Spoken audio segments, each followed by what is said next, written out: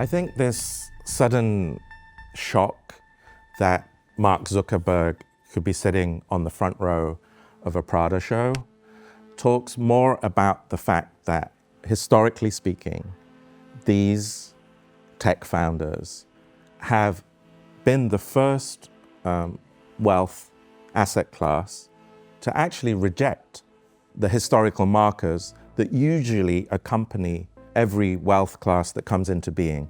So usually when somebody becomes very, very rich in the past, of course they'll want to buy a certain kind of car, they'll want a certain kind of boat, they'll want a certain kind of house and villa. There are these markers. They will also have often also wanted to sit on the board of trustees at major museums, right?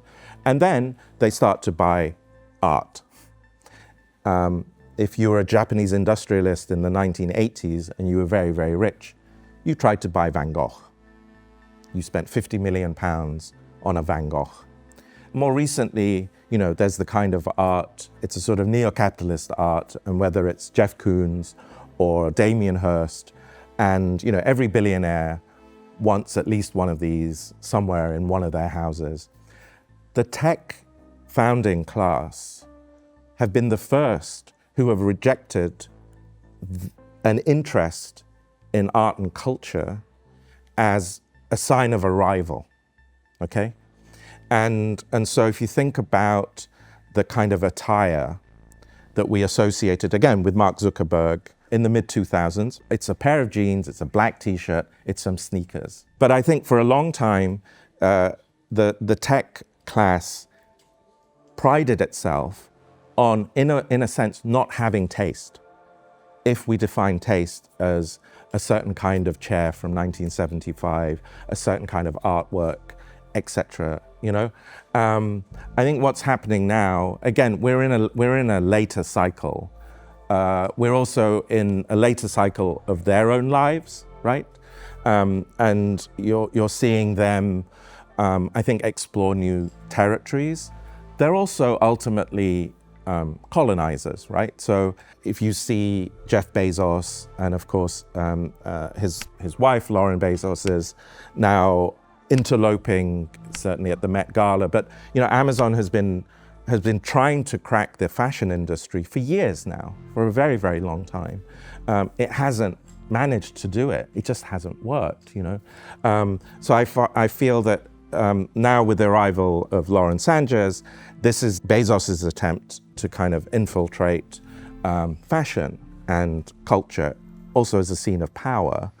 I don't really believe that they have a genuine interest in taste. I just believe that it's the next frontier. I also think it is a consequence of the kind of aggregational nature of large language models, which ultimately produce a kind of what we call a midification of taste, right?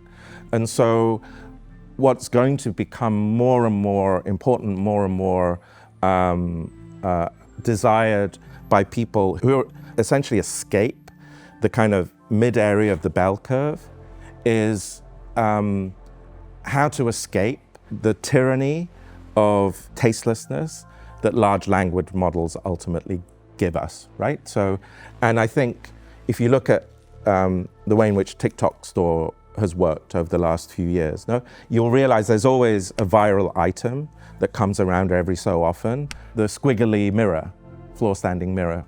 The story of the Margiela tabby is, I think, the ultimate story, perhaps, or the case study of how esoteric, high-end, niche taste from a kind of fashion insider has now become almost one of the most midified signifiers of actually the lack of taste now.